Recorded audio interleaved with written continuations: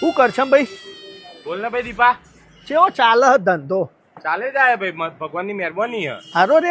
હા. તો ચમ તાર દુકાન વેચવા કાઢી? તને કાઢી? તમે દુકાન વેચવા નહીં કાઢી? આવું કને કીધું તને? બાજુ વાળો કેતો સ્પેર પાર્ટ વાળો મને કે કરશન દુકાન વેચવા કાઢી હે. એનું ભમી ગયો કે હું મારે શું કરવા વેચવા કાઢી? પણ મારે તો મસ્ત ચાલે. એરે મચ્છર મારે હ બેઠો બેઠો. ના ના, હીરો કેતો કે નવરો ધોકા જેવો બેહી રહે કે વેચવાની હે દુકાન, એટલે હું પૂછવા આવ્યો. એટલે પણ હું નવરો ધોકા જેવો બેહી રહું કે ધોકો કૂટું એને હું પંચાયત મારે ચાલે વ્યવસ્થિત ને મારે વેચવાની નહીં. તો ચમ આવું કહેતા ને હીરો તા વિશે? એ હવે એને ખબર બળતું છે જઈને સમજાય કોકી ને નકર ખોટો કૂટવો પડશે હમણાં.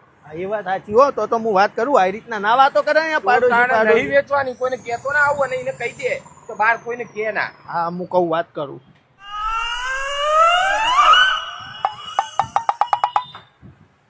હું ટીકા? હા બોલ ભાઈ દીપાભાઈ. હવે હું શું કહું, કેવો ચાલે ધંધો? ધંધો તો ભાઈ ભગવાનની મહેરબાનીથી ધમ ધોકા ઢેડે જાય. એવું હા? હા. તો પછી દુકાન ચમતાન વેચવા કાઢી? કોને કીધું વેચવા ગાડી? બાજુ વાળો કરશન કહેતો કે સ્પેર પાર્ટ વાળો તો નવરો ધોકા જેવો આવતા જતા સોડીઓ હમણાં તાળે જતો હોય, એમ કશું કરતો નહીં.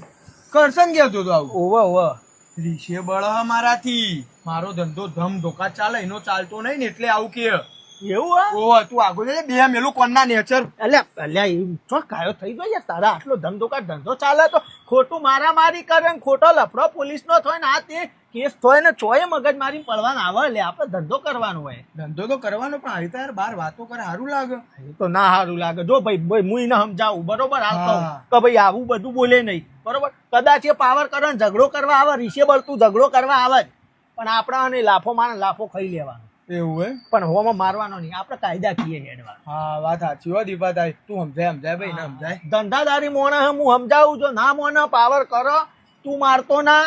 જો એ હાથ લગાવો તો સીધો તું પોલીસ કેસ જ કરી દે. હા પોલીસ કેસ કરી દો, પણ હાથ નહીં અડાવ. હા તું સમજાય પણ ન સમજાય એ શાન પણ કહેવાય. સીધી વસ્તુ હો. બોલ સમજી ગયો એ રહ્યો?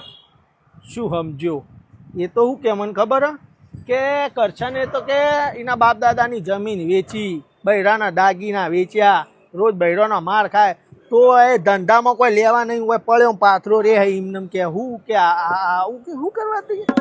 હા બોલે રહ્યો પણ યાર ના હમણાં હાલ જઈને એને કૂટી નાખું, પણ આ ધંધો લઈને બેઠા છીએ. આ રોમેણા નકો હમણાં હાલ એના ટેચણિયા તોડી નાખું, હું એને રખડતો કરી નાખું. હું એને ભાઈ બરોબર યાર, ધંધો લઈને બેહ્યો તું મોણા, એ હું સમજુ. હા એ બંધાઈ રહ્યો હું ને. હું પણ આવી રીતના જવાય થોડો દેવાય? કોઈ માણસ આવું કરે આપણા અંગાર તો એને જવા દેવાય યાર? હાલ દેવાય ત્યાર પછી કોણ નો પટવા નહીં. ભલે જે થવું હોય થઈ ના પડે, જેલમાં જવું પડે જતું રહેવાનું. પણ જેલમાં હાલ એને કૂટી નાખું, મને કોઈ હોતો નહીં, પણ જેલમાં જવું મારો ધંધો બંધ થઈ જાય યાર. હા એ વાત સાચી. કોઈને ધંધો જ હું સંભાળી લઉં એવું.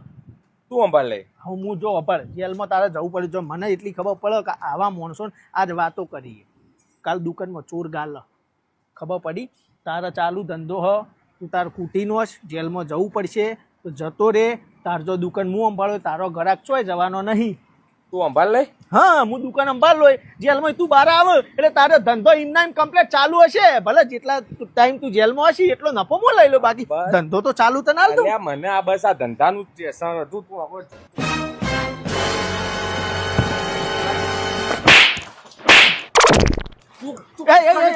દુકાન વેચવાની કે કોઈ તું મારી નો તું મને વાતો ખોટી આવડી હે પેલામાં તું કીધું તું ને મારવાનું નહીં, શાંતિથી કાયદાકીય કામ લેવાનું. કેસ કરો તી હાથ ઉપાડો મારા ઉપર, તારા ઉપર તો કેસ કરો, પોલીસ કેસ. પોલીસ કેસ કરે. ઓ જેલમાં ગલા. હા જેલમાં જાય તું. કોઈ 6 મહિના જવું પડે, જતું રહેવાનું. અરે જેલમાં જવાનું હન જવાનું. કદ દે લે, કેસ કદ દે. હું હંગાત આવું હે.